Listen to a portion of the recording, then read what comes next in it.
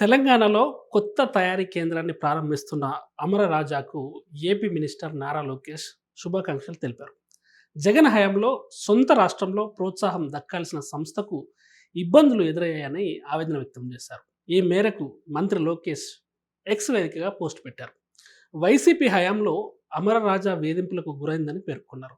ఆంధ్రప్రదేశ్ మళ్ళీ పెట్టుబడులకు అనుకూలంగా మారిందని స్పష్టం చేశారు. అమరరాజా భవిష్యత్తు విస్తరణలో ఏపీ కీలక పాత్ర పోషించాలని ఆకాంక్షించారు. ఆంధ్రప్రదేశ్ మీకు క్షమాపణలు చెప్పాలి అంటూ గల్లా జయదేవ్కు మంత్రి లోకేష్ బహిరంగ క్షమాపణ చెప్పారు.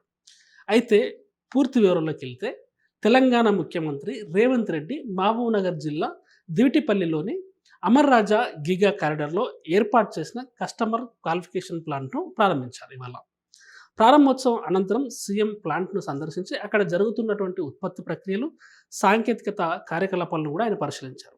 అయితే అధునాతన బ్యాటరీ తయారీ రంగంలో తెలంగాణను కీలక కేంద్రంగా తీర్చిదిద్దే దిశగా ఈ ప్రాజెక్టు ఉపయోగపడుతుందని సీఎం రేవంత్ తెలిపారు.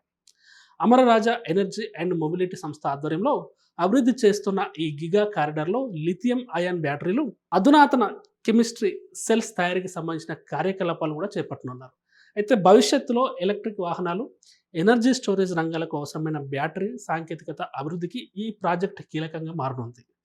అమర్ రాజా గిగా కారిడార్ను సుమారు 9,500 కోట్ల రూపాయల పెట్టుబడితో అభివృద్ధి చేస్తున్నట్లు కూడా ఈ అమర్ రాజా సంస్థ వెల్లడించింది. ఈ ప్రాజెక్టు ద్వారా ప్రత్యక్షంగా, పరోక్షంగా వేల సంఖ్యలో కూడా ఉపాధి అవకాశాలు లభించనున్నాయి. స్థానిక యువతకు ఉద్యోగ అవకాశాలు పెరగడంతో పాటు రాష్ట్రంలో ఎలక్ట్రిక్ వాహనాల తయారీ, ఇంధన నిల్వ రంగాలకు కూడా ఊతం లభించనుంది. అయితే ఏపీలోని చిత్తూరు జిల్లా తిరుపతి శివార్లోని కరకకంబాడిలో అమర్ రాజా బ్యాటరీస్ ఫ్యాక్టరీ ఉండేది. బ్యాటరీల తయారీలో దేశంలోని అగ్రగామి సంస్థల్లో ఒకటైన ఈ సంస్థ ద్వారా వేలాది మంది ఉపాధి పొందేవారు. అయితే 2021లో వైఎస్ జగన్ ప్రభుత్వం హయాంలో ఈ ప్లాంట్ నుంచి పరిమితికి మించి కాలుష్యం వెలువడుతోందని, నియంత్రణ చర్యలు తీసుకోవాలని ఏపీ కాలుష్య నియంత్రణ మండలి కంపెనీకి నోటీసులు జారీ చేసినప్పుడు, ఒకవేళ కాలుష్యాన్ని నియంత్రించకపోతే ఫ్యాక్టరీని మూసివేయాలంటూ స్పష్టమైన ఆదేశాలు జారీ చేసింది. ఆ వెంటనే కార్మిక శాఖ, పంచాయతీరాజ్, ఇరిగేషన్, ఆరోగ్య శాఖలు ఫ్యాక్టరీలో తనిఖీలు కూడా నిర్వహించాయి. కంపెనీ నుంచి కాలుష్య ఉద్గారాలు విపరీతంగా విడుదలవుతున్నాయంటూ ఆయా శాఖలు ఆగ్రహం వ్యక్తం చేశాయి. ఈ నేపథ్యంలోనే అమర్ రాజా యాజమాన్యం తమ ఫ్యాక్టరీని తెలంగాణకు తరలించింది. ఇదంతా వైఎస్ జగన్ హయాంలో ఆయన సీఎంగా ఉన్నప్పుడు జరిగింది. అయితే అమర్ రాజా కంపెనీ తరలిపోవడంపై అప్పటి వైసీపీ ప్రభుత్వాన్ని టీడీపీ నేతలు నిలదీశారు. ఆ సమయంలో వైసీపీ ప్రభుత్వం వచ్చాక రాష్ట్రంలోని అన్ని పరిశ్రమలు ఇతర ప్రాంతాలకు తరలిపోయాయని, అందులో భాగంగానే అమర్ రాజా బ్యాటరీ కూడా తరలిపోయిందని కూడా అప్పుడు మండిపడ్డారు. వాళ్ళు కావాలనే కక్షగట్టి పరిశ్రమను వెళ్ళగొట్టారని వాపోయారు.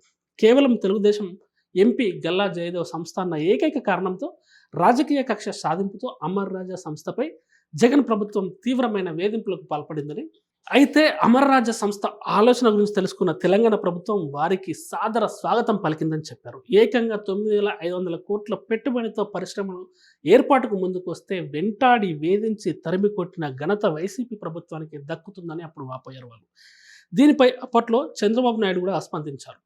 ప్రతిపక్ష లీడర్గా ఉన్నారు. అప్పుడు ఆ సమయంలో చంద్రబాబు ఏమన్నారంటే, ఒకప్పుడు గల్లా కుటుంబం కాంగ్రెస్లో ఉన్నా, ఆ సమయంలో టీడీపీ అధికారంలో ఉన్నా కూడా అమర్ రాజా ఇండస్ట్రీని ప్రోత్సహించడమే తప్ప ఎలాంటి కుట్రలు చేయలేదని గుర్తు చేశారు. దివంగత సీఎం రాజశేఖర్ రెడ్డి భూములు ఇస్తే వాటిని జగన్మోహన్ రెడ్డి కబ్జా చేశారని కూడా ఆ టైంలో చంద్రబాబు ఆరోపించారు. ఏ తప్పు లేకపోయినా అమర్ రాజా కంపెనీపై కేసులు పెట్టారని, పొల్యూషన్ కంట్రోల్ బోర్డుతో వేధించారని కూడా అప్పుడు తెలిపారు. నిరుద్యోగులకు ఉపాధి కల్పించాలనే ఉద్దేశంతో తాను సీఎంగా ఉన్న సమయంలో లక్షల కోట్ల పెట్టుబడులు తీసుకొస్తే ఆ సమయంలో ఉన్నటువంటి జగన్ ప్రభుత్వం నిరుద్యోగుల కడుపు కొట్టిందని ఆ సమయంలో చంద్రబాబు ధ్వజమెత్తారు. అలా అప్పట్లో జగన్ చేసిన తప్పిదాలకు ఆంధ్రప్రదేశ్ మీకు క్షమాపణలు చెప్పాలంటూ గల్లా జయదేవ్కు మంత్రి లోకేష్ బహిరంగ క్షమాపణ చెప్పడం, ఏపీకి వచ్చే విషయంలో ఆలోచించమనడం ఇప్పుడు ఏపీలో చర్చనీయాంశంగా మారింది. ఎట్టకేలకు ఇప్పుడు ఈరోజు ఆంధ్రప్రదేశ్లో ఉమ్మడి మహబూబ్నగర్ జిల్లాలో అమర్ రాజా పెద్ద ఎత్తున పెట్టుబడులు పెడితే ప్లాంట్ ఈరోజు ప్రారంభించారు రేవంత్ రెడ్డి. సో ఇదంతా ఏపీలో గత వైసీపీ ప్రభుత్వం చేసిన తప్పుల వల్ల, ఈ వేధింపుల వల్ల టీడీపీ లీడర్ అనే కారణం చేత ఆయన టార్గెట్ చేయడం ద్వారా ఆ అమర్ రాజా బ్యాటరీస్ సంస్థ తెలంగాణకు తరలిపోయిందని, ఇది జగన్ చేసిన వేధింపుల వల్లే ఆ ఫ్యాక్టరీ అక్కడికి తరలిపోయిందని, లేదంటే అదే 9,500 కోట్ల పెట్టుబడి ఈరోజు ఏపీలో వచ్చేదని ఆ పెట్టుబడి గనుక ఏపీలో వచ్చుంటే ఎంతోమందికి ప్రత్యక్షంగా, పరోక్షంగా ఉద్యోగాలు లభించేవి. ఆ సంస్థ ఎక్కడైతే పెట్టుబడి పెట్టిందో ఆ ప్రాంతం కూడా అభివృద్ధి చెందేదని కూడా ఈరోజు నారా లోకేష్ దాన్ని మళ్ళీ ఒకసారి ఆంధ్రప్రదేశ్ ప్రజలకు గుర్తు చేస్తూ యావత్ ఆంధ్రప్రదేశ్ ప్రజల పక్షాన కూడా ఈరోజు గల్లా జయదేవ్‌కు ఈరోజు అంటే ఫ్యాక్టరీ ఓపెన్ చేసుకున్నందుకు శుభాకాంక్షలు తెలిపారు. తెలంగాణలో ఎందుకంటే మీరు గ్రో అవుతున్నందుకు చాలా థాంక్స్. మేము చాలా సంతోషంగా ఉంది.